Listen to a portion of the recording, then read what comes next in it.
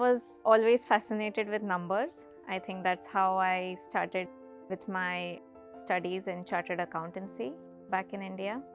While studying this course, one of the topics was taxation, and I had this professor who really he had a unique approach to teaching taxation.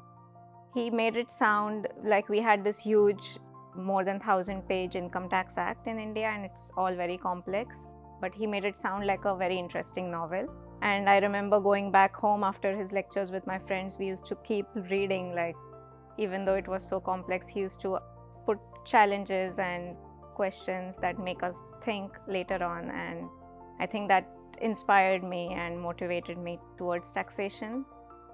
I think how my expertise contributes to IBFD is from my practical experience and background in transfer pricing, because if you look at transfer pricing in particular, you can learn a bit about the theory and the science, but what really matters in transfer pricing is the practice. So what you learn on the ground when dealing with real transactions, real scenarios, different businesses, industries, that is the real learning. So I think bridging that practice with theory is what contributes and enhances IBFD products and services, specifically for transfer pricing, I would say.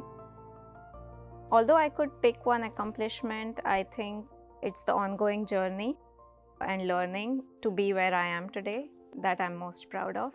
This sense of accomplishment, let's say, is not tied to a specific achievement or a career success, but it's the ongoing learning, facing the different obstacles, challenges that has shaped me how I am today.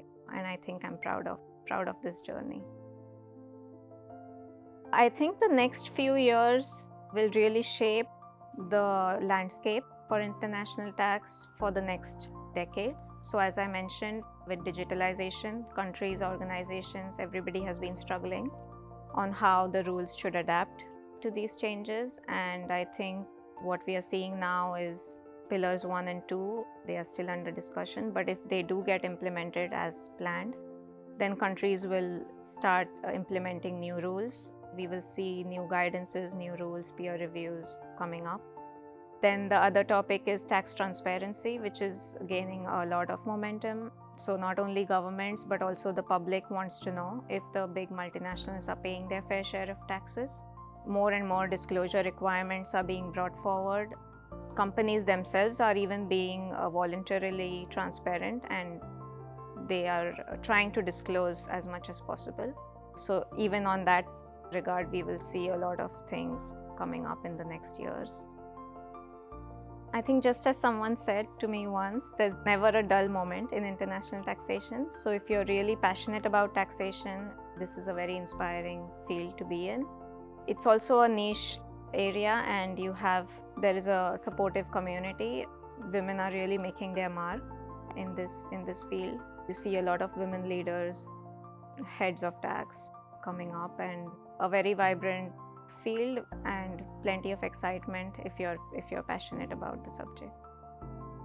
Being a leader to me, I think, is inspiring my colleagues and leading by example. So working alongside them and sharing my passion for the subject, for the topics, having discussions, realizing that you are passionate about the same topic, and then you work together, and fostering a collaborative environment where everybody can reach their fullest potential and they feel empowered to do their best and share their thoughts and passions.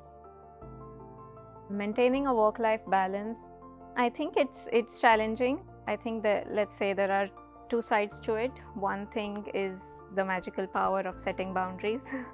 You really need to draw the line where your work ends and your personal life starts, and you cannot mix the two. I think that is something I have, let's say, learned over time, and I keep improving on that. And then when you really have a clear boundary between the two, you can then, whether it is just taking a bicycle ride in the park or getting a coffee or simply spending time with your loved ones, if you have that boundary, you can manage the two aspects.